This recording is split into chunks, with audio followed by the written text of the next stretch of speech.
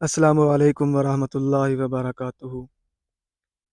میرے عزیز دوستوں اور بہنوں، آج ہم بات کریں گے حمل نہ ٹھہرنے کی وجوہات کے بارے میں کہ بعض اوقات حمل کیوں نہیں ٹھہرتا، اور اس کی ایک بہت بڑی وجہ ہے۔ وہ یہ ہے کہ بدقسمتی سے ہمارے معاشرے میں مباشرت کو ایک گندا فعل سمجھا جاتا ہے۔ اس لیے مباشرت کے فوری بعد اکثر عورتیں حمام چلی جاتی ہیں صفائی کے لیے۔ میاں بیوی کے درمیان مباشرت ایک حلال عمل ہے جس میں کوئی گندا پان نہیں پایا جاتا۔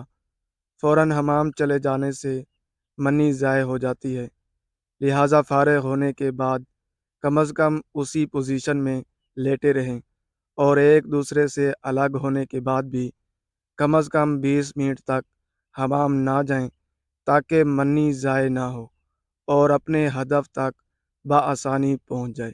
شکریہ۔